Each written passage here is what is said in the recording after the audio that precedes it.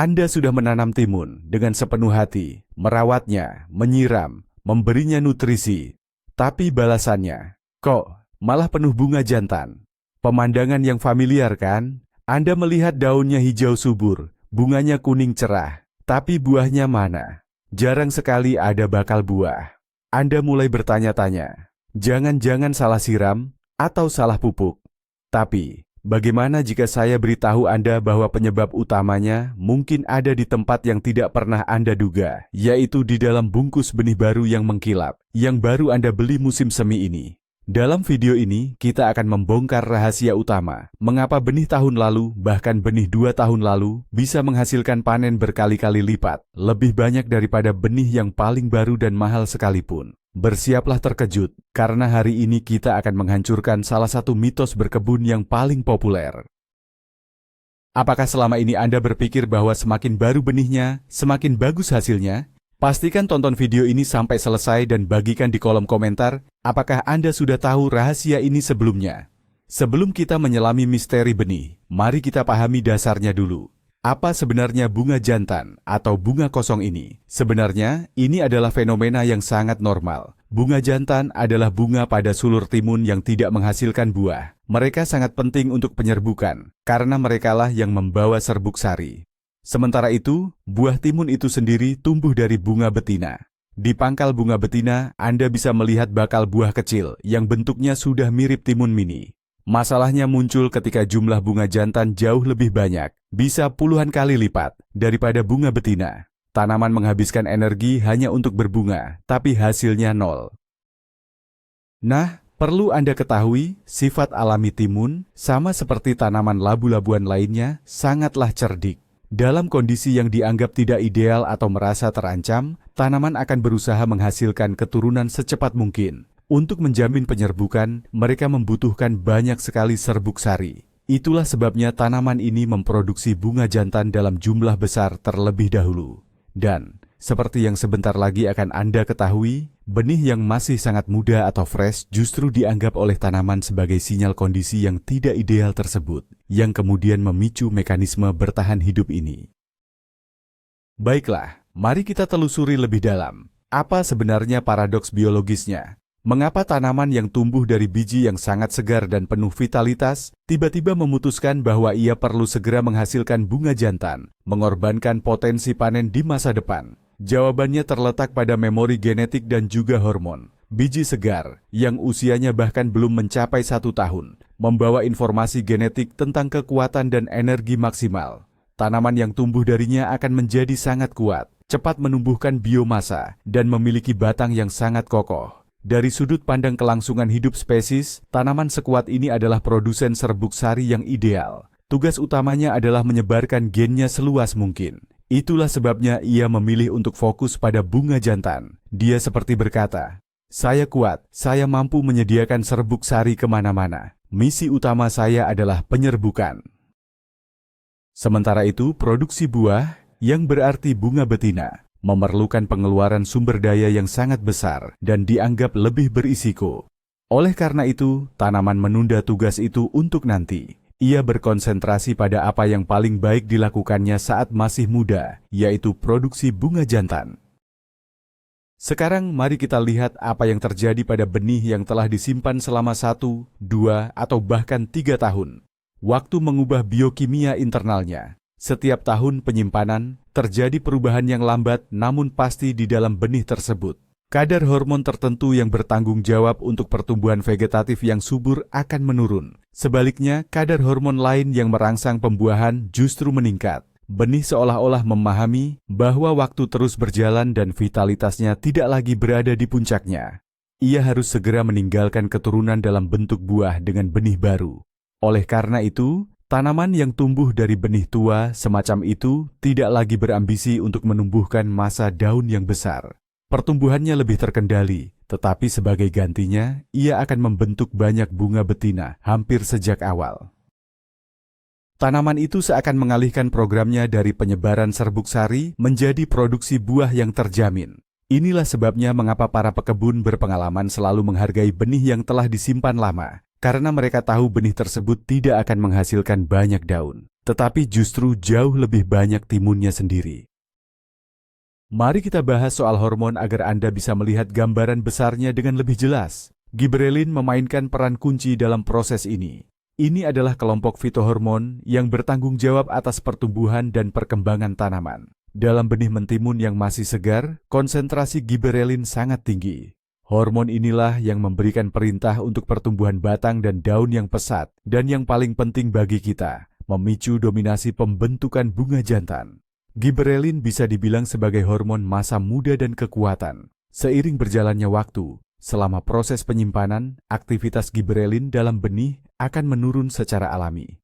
Namun zat-zat lain yang merupakan antagonis dari gibberellin justru mulai mendominasi. Zat-zat ini memberi sinyal pada tanaman bahwa sudah saatnya beralih ke fase reproduktif, yaitu fase pembuahan.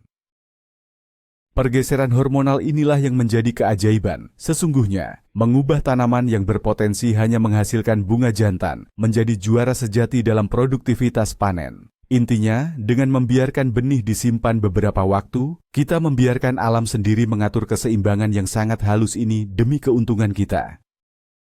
Inilah saatnya kita membongkar mitos utama. Yang lebih segar pasti lebih baik. Prinsip ini memang berlaku untuk makanan seperti susu atau roti. Namun, untuk urusan mentimun, logikanya justru berkebalikan. Tentu saja, produsen benih sangat berkepentingan menjual benih hasil panen terbaru atau tahun sebelumnya. Mengapa? Karena benih yang sangat segar hampir menjamin daya kecambahnya 100%. Ini adalah kartu AS komersial utama mereka. Dengan menjual benih ini, produsen memastikan bahwa setiap benih akan tumbuh. Namun, mereka tidak bisa dan memang tidak peduli untuk memprediksi berapa banyak tanaman yang akan menjadi bunga jantan, yaitu bunga yang tidak menghasilkan buah. Bagi mereka, yang penting adalah benih itu berkecambah. Sementara kita sebagai pekebun, yang penting bukanlah hanya sekadar tumbuhnya benih, melainkan hasil akhir, panen itu sendiri. Oleh karena itu, jika kita membeli kemasan benih yang paling segar, kita sebenarnya merugikan diri sendiri. Kita mendapatkan kecambah yang kuat, tapi kemudian kita akan kecewa karena tanaman dipenuhi oleh bunga-bunga jantan yang tidak berbuah. Jangan ragu membeli benih yang masih memiliki masa kedaluarsa 2 atau 3 tahun ke depan. Benih inilah kunci kesuksesan panen Anda. Mengapa para produsen benih tidak menjual benih yang sudah melalui proses penuaan buatan secara khusus kepada kita? Semua ini kembali pada masalah ekonomi dan logistik. Pertama, menyimpan benih selama beberapa tahun membutuhkan gudang dan kondisi tertentu, yang otomatis meningkatkan biaya produksi mereka. Lebih mudah dan murah bagi mereka untuk menjual hasil panen benih segera setelah dipanen. Kedua, seperti yang sudah kita bahas, seiring berjalannya waktu, daya kecambah benih akan menurun, meskipun penurunan itu mungkin tidak signifikan. Jika produsen menjual benih berusia 3 tahun dengan daya kecambah 90%, alih-alih benih segar dengan daya kecambah 99%, mereka berisiko menerima keluhan dari pembeli. Lebih mudah bagi mereka untuk menulis di kemasan, panen segar, daya kecambah tinggi. Hal yang sebenarnya benar, tetapi menyembunyikan masalah kegagalan pembentukan buah.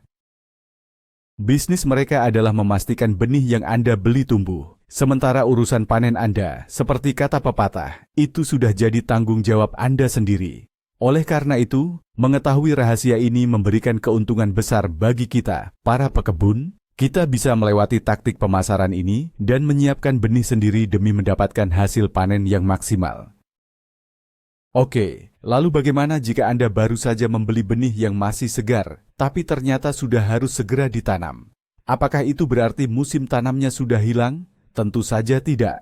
Ada trik agronomis yang sudah teruji yang memungkinkan kita untuk membuat benih menjadi tua secara buatan. Teknik ini disebut sebagai pemanasan atau warming. Metode pemanasan ini meniru proses alami yang dialami benih selama bertahun-tahun penyimpanan, tetapi melakukannya dengan mode cepat, hanya dalam beberapa minggu atau bahkan beberapa hari. Inti dari metodenya adalah memaparkan benih pada suhu yang lebih tinggi dari normal, namun tidak sampai merusak atau mematikan benih. Di bawah pengaruh panas, proses biokimia dalam benih akan teraktivasi. Kelebihan hormon pertumbuhan, yaitu gibberellin, akan hancur dan terjadilah pergeseran fokus yang sangat kita inginkan, yaitu menuju pembentukan buah. Ini adalah cara lama, metode kuno yang sudah digunakan oleh nenek moyang kita.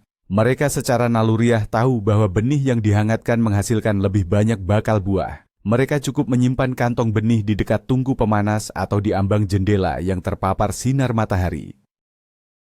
Mari kita bedah langkah demi langkah teknologi pemanasan benih ini. Metode yang paling sederhana dan paling aman adalah pemanasan jangka panjang dengan suhu yang tidak terlalu tinggi. Ambil benih timun segar Anda, bungkus dalam kantong kain, atau cukup biarkan di dalam kantong kertas, lalu gantung di dekat sumber panas. Tempat yang ideal adalah yang suhunya stabil di sekitar 30–40 derajat Celcius. Dalam kondisi seperti ini, benih perlu dipertahankan selama kurang lebih sebulan penuh. Jika waktu Anda terbatas, kita bisa menggunakan metode yang lebih intensif. Letakkan kantong benih di sumber panas yang sedikit lebih tinggi dengan suhu sekitar 50–60 derajat. Dalam kasus ini, 2–3 minggu saja sudah cukup. Nah, bagi yang paling tidak sabar, ada metode ekspres. Panaskan benih dalam oven pada suhu 50 derajat Celcius selama 2–3 jam. Kuncinya, suhu harus terus dikontrol. Jangan sampai benih termasak atau matang karena terlalu panas. Kita hanya ingin menghangatkannya. Bayangkan ini sebagai tayangan selang waktu, time-lapse di layar. Kantong benih tergantung di dekat pemanas, hari-hari di kalender berganti dengan cepat. Dan di dalam benih itu sendiri, keseimbangan hormonalnya sedang berubah. Namun, jika Anda termasuk tipe orang yang sangat teliti dan merencanakan kebun untuk jangka panjang, cara terbaik adalah dengan pematangan benih secara alami. Anda tidak perlu menggunakan pemanas atau oven sama sekali. Cukup sediakan kondisi penyimpanan yang ideal untuk benih tersebut. Setelah membeli benih, segera tuliskan tahun pembelian pada kemasannya. Misalnya, dibeli musim semi 2024. Kemudian simpanlah paket ini di tempat khusus. Anda baru akan menggunakannya setelah 2 atau lebih baik lagi 3 tahun. Selama periode ini, semua proses yang diperlukan di dalam benih akan terjadi secara alami, tanpa risiko benih menjadi terlalu panas atau rusak. Metode ini memang menuntut kesabaran dan disiplin diri, karena godaan untuk langsung menggunakan benih yang baru dibeli sangat besar. Tapi percayalah, hasilnya akan sepadan. Buatlah bank benih Anda sendiri dan isi ulang setiap tahun dengan menggunakan benih yang sudah berumur 2–3 tahun. Dengan begitu, Anda akan selalu memiliki material tanam yang ideal untuk mentimun. Sebenarnya, bagaimana sih kondisi ideal untuk menyimpan benih? Supaya benih tetap punya daya tumbuh selama 2 atau 3 tahun ke depan, kita harus ikuti beberapa aturan mudah. Musuh utama benih saat disimpan lama adalah kelembapan dan perubahan suhu yang ekstrim. Karena itu, lokasi untuk bank benih Anda harus kering, gelap, sejuk, dan memiliki suhu yang stabil. Tempat yang ideal adalah di dalam rumah atau ruang tinggal, misalnya laci lemari pakaian di kamar tidur atau rak di dalam lemari. Suhu di sana biasanya stabil, sekitar 18–22 derajat Celcius, dan kondisinya kering. Tempat yang sama sekali tidak cocok untuk penyimpanan adalah pondok atau gudang kosong yang bisa membeku di musim dingin dan sangat panas di musim panas. Hindari juga menyimpan benih di dapur karena kelembapannya sering berubah-ubah, atau di dalam kulkas karena terlalu lembab. Wadah terbaik adalah kantong kertas yang memungkinkan benih untuk bernapas. Kalau Anda menyimpannya dalam wadah plastik atau stoples kaca, pastikan wadahnya tertutup rapat dan kondisi di dalamnya benar-benar kering. Berapa lama sebenarnya kita bisa menyimpan benih mentimun? Daya tahannya lumayan kuat. Jika disimpan dalam kondisi yang tepat, benih mentimun bisa mempertahankan daya kecambah yang baik selama 6–8 tahun. Tapi bagi kita, yang penting bukan hanya sekadar daya kecambahnya saja, tapi juga keseimbangan optimal antara bunga jantan dan bunga betina. Nah, disinilah letak titik idealnya. Usia benih yang paling optimal untuk ditanam adalah antara 2–4 tahun. Pada masa ini, daya kecambahnya masih sangat tinggi, bahkan mendekati 100%, dan kondisi hormonal benih sudah ideal untuk menghasilkan buah yang melimpah. Benih yang usianya di atas 5–6 tahun juga masih akan menghasilkan buah, dan bunga betinanya akan banyak, tapi daya kecambahnya mungkin mulai menurun, dan tunasnya akan lebih lemah. Sementara itu, benih yang usianya baru setahun atau kurang, seperti yang sudah kita bahas, perlu dibantu dengan proses pemanasan. Jadi, ingatlah, rumus sederhananya, usia ideal untuk benih mentimun adalah 2–4 tahun. Tentu saja, setiap aturan pasti ada pengecualian. Dan dalam topik kita kali ini, pengecualiannya adalah hibrida Parthenocarpi yang modern. Mari kita pahami dulu, apa sih sebenarnya jenis ini? Parthenocarpi adalah jenis mentimun, baik varietas maupun hibrida, yang mampu menghasilkan buah tanpa memerlukan proses penyerbukan atau polinasi. Hampir semua bunganya adalah bunga betina. Mereka tidak butuh lebah penyerbuk dan juga tidak memerlukan bunga jantan untuk menghasilkan serbuk sari. Dengan demikian, masalah bunga jantan yang gugur atau yang sering kita sebut bunga kosong menjadi tidak relevan bagi jenis mentimun ini. Secara genetik, tanaman ini sudah diprogram untuk membentuk bakal buah pada setiap bunga yang muncul. Oleh karena itu, jika Anda menanam mentimun Parthenocarpi, usia benih tidak lagi memainkan peran yang terlalu kritis. Anda bisa langsung menanam benih yang masih baru dengan aman. Hibrida seperti ini adalah solusi nyata, terutama untuk ditanam di rumah kaca, di balkon, atau di daerah yang mengalami musim panas yang dingin dan banyak hujan, di mana serangga penyerbuk sulit ditemukan. Namun tentu saja ada sisi negatifnya. Anda tidak bisa mengumpulkan benih sendiri dari buah ini, karena pada generasi berikutnya, benih tersebut tidak akan mewarisi sifat-sifat unggul dari tanaman induknya. Jadi, bagaimana kita membedakan hibrida Parthenocarpic dari varietas mentimun biasa yang diserbuki lebah? Sebenarnya sangat mudah. Produsen selalu mencantumkan informasi ini pada kemasan benih. Perhatikan baik-baik bungkusnya. Cari kata-kata seperti Parthenocarpic, penyerbukan mandiri, atau tidak perlu penyerbukan. Seringkali di sebelah nama hibrida terdapat label F1. Ini berarti itu adalah hibrida generasi pertama. Sebagian besar jenis Parthenocarpic modern memang merupakan hibrida F1. Nah, jika pada kemasan tertulis diserbuki lebah atau bee-pollinated, berarti itu adalah jenis yang kita cari. Untuk varietas seperti ini, usia benih akan menjadi faktor penentu yang sangat penting. Perhatikan juga rekomendasi budidayanya. Untuk Parthenocarpic sering dicantumkan, ideal untuk rumah kaca dan lahan terlindungi. Sementara untuk yang diserbuki lebah, biasanya tertulis cocok untuk lahan terbuka dan penutup plastik. Intinya, berhati-hatilah saat membeli, dan Anda akan selalu tahu jenis mentimun apa yang sedang Anda tanam. Mari kita bayangkan sebuah ilustrasi sederhana. Kita ambil 2 bungkus benih timun. Di bungkus yang pertama, dengan nama keren seperti Apollo F1, tertulis, hibrida Parthenocarpi hasil super melimpah, 100% jadi buah. Di sebelahnya mungkin ada infografis yang menunjukkan bahwa setiap bunga akan menghasilkan buah timun. Untuk benih jenis ini, usia benih sama sekali tidak jadi masalah. Sementara itu, bungkus yang kedua dengan nama tradisional seperti Nezinski atau Rodnichok mencantumkan varietas lama yang diserbuki lebah, rasa tiada tanding. Nah, untuk varietas inilah, semua aturan kita tentang usia benih berlaku 100%. Jika Anda membeli benih ini dalam kondisi sangat baru atau segar, Anda berisiko mendapatkan banyak bunga jantan saja atau bunga steril. Tetapi, jika Anda membiarkannya disimpan selama 2 atau 3 tahun, potensi penuhnya baru akan terbuka, dan ia akan menghadiahkan kita dengan timun-timun yang renyah.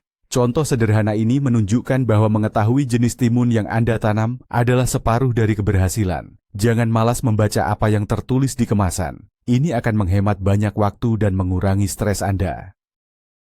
Penting untuk dipahami bahwa usia benih, meskipun menjadi faktor utama, bukanlah satu-satunya penyebab munculnya bunga jantan. Terkadang, bahkan pada tanaman yang berasal dari benih lama, namun telah dipersiapkan dengan benar, tiba-tiba dapat muncul banyak sekali bunga jantan. Ini adalah sinyal bahwa ada sesuatu yang tidak disukai tanaman dari kondisi penanamannya. Mentimun adalah tanaman yang sangat sensitif. Stres sekecil apapun dapat memaksanya beralih ke mode bertahan hidup dan mulai memproduksi bunga jantan. Ini adalah mekanisme pertahanan dirinya. Lalu, apa saja yang bisa memicu stres ini? Ada beberapa penyebabnya dan kita akan membahas setiap faktornya secara rinci. Sebab, untuk menjamin panen yang melimpah, diperlukan pendekatan yang komprehensif, kombinasi antara benih yang tepat dan perawatan yang benar. Hanya dengan cara ini Anda dapat mengontrol situasi sepenuhnya dan tidak lagi bergantung pada perubahan atau faktor cuaca yang tak terduga. Mari kita tinjau faktor-faktor ini secara berurutan agar Anda dapat melakukan diagnosis menyeluruh pada bedeng mentimun Anda. Penyebab stres yang paling utama dan sering terjadi adalah cara menyiram yang keliru. Mentimun sangat suka air, tapi tidak sembarang air. Kesalahan yang paling fatal adalah menyiram dengan air dingin langsung dari sumur bor atau sumur gali. Suhu air sebaiknya tidak kurang dari 22 hingga 24 derajat Celcius. Air dingin menyebabkan syok pada sistem perakaran. Akibatnya tanaman berhenti menyerap nutrisi dengan baik, mengalami stres, dan akhirnya lebih banyak menghasilkan bunga jantan, atau yang biasa disebut bunga kosong. Selalu diamkan air dalam tong atau wadah agar terkena panas matahari sebelum digunakan. Kesalahan kedua adalah penyiraman yang tidak teratur. Mentimun tidak tahan jika media tanamnya terlalu kering. Jika tanah sudah kering, lalu Anda menyiramnya dengan air yang sangat banyak. Ini juga menyebabkan stres. Penyiraman harus dilakukan secara teratur, menjaga tanah tetap lembab secara konsisten. Namun, jangan juga mengubah bedengan menjadi genangan air atau seperti rawa. Genangan air di sekitar akar akan menyebabkan pembusukan, yang lagi-lagi memicu stres dan munculnya bunga jantan. Cari titik tengah yang ideal. Lakukan penyiraman yang sering, tapi dalam jumlah sedang menggunakan air hangat yang sudah diendapkan. Faktor penting kedua yang harus kita perhatikan adalah nutrisi, atau lebih tepatnya ketidakseimbangan dalam pemupukan. Banyak pekebun pemula, karena ingin tanaman mereka terlihat kuat dan indah, terlalu berlebihan dalam menggunakan pupuk nitrogen, pupuk kandang cair, kotoran ayam, atau pupuk hijau. Semua itu memang bagus, tapi harus ada batasnya. Kelebihan nitrogen akan membuat tanaman timun kita gemuk, atau mengalami pertumbuhan vegetatif yang berlebihan. Akibatnya, ia hanya menumbuhkan daun-daun lebar, sulur yang tebal, terlihat rimbun, namun malas berbunga dan berbuah. Semua energi tanamannya terfokus pada pertumbuhan hijau, bukan pada pembentukan buah. Tanaman seperti ini akan menghasilkan sangat banyak bunga jantan. Untuk mengatasi hal ini, kita perlu menyeimbangkan kembali diet mereka. Begitu timun sudah mulai berbunga, segera kurangi porsi pupuk nitrogen dan gantikan dengan asupan kalium dan fosfor. Abu kayu sangat cocok untuk tujuan ini. Abu kayu mengandung kalium, fosfor, dan berbagai mikronutrien penting yang secara spesifik merangsang pembentukan bunga betina dan buah. Ingat aturan sederhana ini. Sebelum berbunga, fokus pada nitrogen, sedangkan saat berbunga dan berbuah, fokuslah pada fosfor dan kalium. Musuh timun yang ketiga adalah stres akibat suhu ekstrim. Mentimun termasuk tanaman yang sangat menyukai kehangatan. Suhu yang paling ideal untuk pertumbuhan dan perkembangannya adalah antara 22 hingga 28 derajat Celcius. Jika suhu udara turun di bawah 15 derajat, apalagi saat malam hari, tanaman akan membeku atau stagnan, mengalami stres, dan akibatnya bisa menggugurkan bakal buah atau bahkan hanya menghasilkan bunga jantan, bunga mandul. Hal ini sangat sering terjadi, terutama saat awal musim tanam di lahan terbuka. Jika malam terasa dingin, wajib hukumnya untuk menutupi tanaman mentimun Anda menggunakan spunbond atau plastik penutup. Namun, panas yang melebihi 32 hingga 35 derajat Celcius juga sangat merusak bagi mentimun. Pada suhu setinggi itu, serbuk sari menjadi steril, sehingga penyerbukan gagal total. Akibatnya, bunga betina yang sudah ada, bakal buahnya pun akan menguning dan rontok. Saat cuaca panas, rumah kaca atau greenhouse harus selalu dibuka ventilasinya. Sementara itu, tanaman di lahan terbuka bisa diberikan peneduh menggunakan jaring khusus. Menjaga rezim suhu yang stabil dan nyaman adalah kunci utama untuk mendapatkan hasil panen yang maksimal. Dan yang terakhir, faktor keempat yang sangat penting untuk varietas yang penyerbukannya dibantu lebah adalah kurangnya penyerbukan itu sendiri. Anda mungkin sudah menggunakan benih unggul, memberikan perawatan terbaik, dan tanaman tersebut menghasilkan banyak bunga betina. Tapi, jika tidak ada lebah atau tawon yang datang, Anda tidak akan mendapatkan hasil timun. Bakal buah yang tidak diserbuki akan menguning dan rontok begitu saja. Masalah ini sering terjadi di rumah kaca atau greenhouse, di mana serangga sulit untuk masuk. Selain itu, penyerbuk juga cenderung tidak aktif atau jarang terbang saat cuaca sedang hujan, berangin, atau dingin. Lalu, apa yang harus dilakukan dalam situasi ini? Anda bisa mencoba penyerbukan manual. Di pagi hari, petiklah bunga jantan, buang kelopaknya, lalu sentuhkan kepala sari ke putik yang terletak di tengah bunga betina dengan hati-hati. Prosedur ini mudah, namun sangat efektif. Cara lain, Anda dapat menarik lebah ke kebun Anda dengan menanam tanaman penghasil madu di dekat timun, seperti Phacelia atau borag, atau dengan menyemprot tanaman timun menggunakan larutan sirup gula atau madu yang encer. Nah, mari kita rangkum semua pengetahuan ini dan menjadikannya sebuah strategi terpadu untuk menjamin hasil panen yang melimpah. Pertama, utamakan pemilihan benih yang cerdas. Jika Anda memilih varietas yang membutuhkan penyerbukan lebah, bee pollinated, gunakan benih yang berusia 2 hingga 3 tahun atau panaskan benih baru sebelum ditanam. Jika tidak mau repot dengan urusan itu, pilihlah hibrida Parthenocarpi modern yang lebih praktis. Kedua, pastikan perawatan yang tepat untuk tanaman Anda. Siram hanya dengan air hangat. Jangan biarkan lahan terlalu kering, namun juga jangan sampai menggenang. Ketiga, berikan nutrisi yang seimbang. Sebelum berbunga, berikan sedikit nitrogen, dan begitu bunga pertama muncul, beralihlah ke kalium dan fosfor. Keempat, lindungi mentimun dari stres suhu. Tutupi saat malam dingin, dan berikan naungan dari sengatan matahari yang terik. Dan kelima, jika Anda menanam varietas yang bergantung pada lebah, bantu proses penyerbukannya. Kombinasi dari 5 aturan sederhana ini akan membuat Anda melupakan masalah bunga jantan yang tidak berbuah, puas ocevet, selamanya, dan setiap tahun Anda akan menikmati panen mentimun renyah, wangi dan melimpah. Nah teman-teman, inilah rahasia sederhana tentang umur benih yang bisa mengubah total cara Anda menanam timun. Poin utama, dan mungkin yang paling mengejutkan yang kita temukan hari ini adalah, terkadang terlalu fokus mengejar yang serba baru atau segar, justru membuat kita melewatkan hal yang paling penting. Kita perlu sesekali percaya pada kearifan alam dan leluhur kita. Mereka tahu betul bahwa benih, layaknya anggur berkualitas, butuh waktu untuk mendewasa sebelum bisa mengeluarkan potensi terbaiknya. Bayangkan saja, aksi sesederhana menyimpan bungkus benih itu di laci meja selama 1 atau 2 tahun bisa melipat gandakan panen Anda. Inilah yang kita sebut plot twist dalam berkebun. Ini membuktikan bahwa di dunia pertanian, tidak semua aturan yang terlihat jelas selalu berlaku. Sekarang, Anda sudah dipersenjatai dengan pengetahuan, tidak hanya soal benih, tapi juga tentang berbagai penyebab munculnya bunga jantan atau bunga kosong pada tanaman timun. Dan saya yakin, tahun ini kebun timun Anda pasti akan memanen hasil yang melimpah ruah.